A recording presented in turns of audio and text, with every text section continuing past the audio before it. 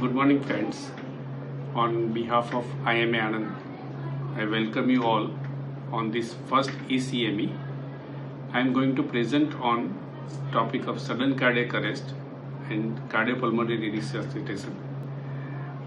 I will give you the brief summary of what we are going to discuss today, and then after we'll open a forum for question, answer, and discussions. Thank you. Today, I am going to discuss about sudden cardiac arrest in the hospital and CPR. So it is very important topic and we all should know about it. So what is cardiac arrest? So sudden cardiac death is defined as a natural death in which the time and mode of death is unexpected in an individual with or without pre-existing heart problem, which usually occurs within 1 hour of onset of symptoms. Most common cause is coronary artery disease, followed by the arrhythmia and in particular ventricular. So early identification and timely management is very important. In India, 95% of patients with sudden cardiac arrest die because they do not receive life-saving defibrillation and cardiopulmonary resuscitation within 4 to 6 minutes of arrest. Most importantly, people don't know how to respond when somebody collapses suddenly. So this is most important. You should know what to do when you find a patient collapses in front of you. So what is CPR? Where you have to identify early and manage the pre-arrest condition. Sometimes we fail to identify impending cardiac arrest. So it is very important that you must recognize and manage such patient and identify it.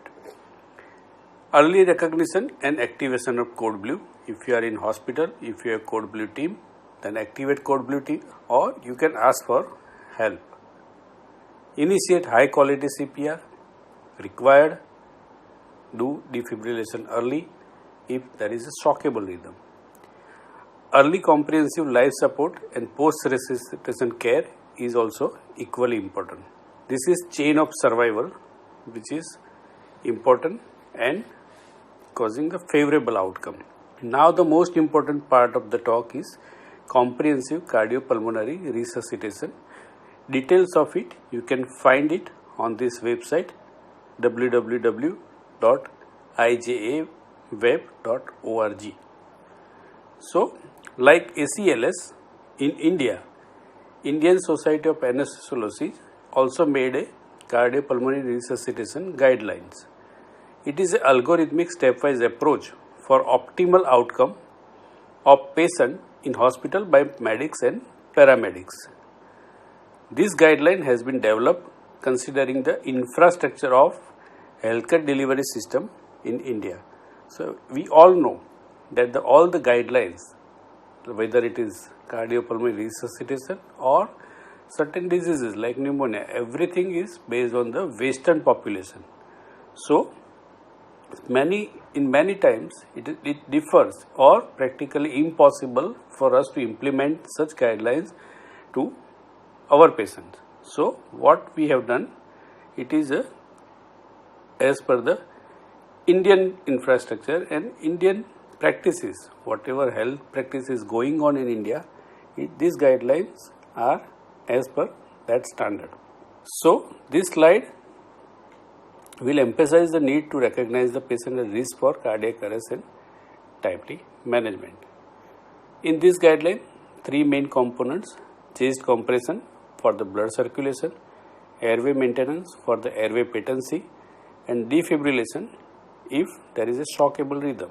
This is most important chart and everything has been described in this chart, starting from identifying the patient at risk till post resuscitation care. What are the things to be done, how to do chest compression, how much time, what frequency, what depth, along with defibrillation, whether it is required or not, rhythm is shockable, non-shockable, how much energy to deliver, which drugs to be given. Everything has been given in this chart.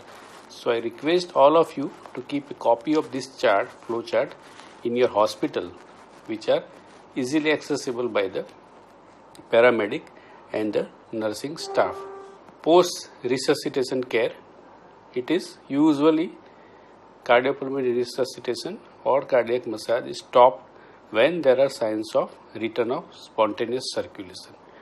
Then after, patient should be put on ventilator and the further ventilator care. Fluids and vasopressor are given to maintain the hemodynamics.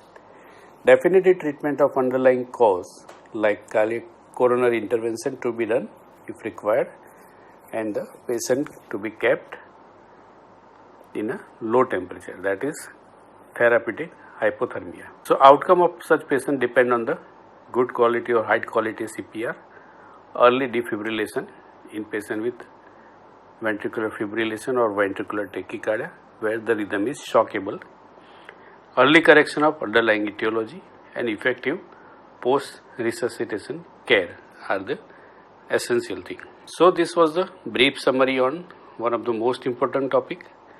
Now this forum, ECME forum, is open for further discussion, and we will be happy to share the knowledge and proceed for the further discussion. Thank you.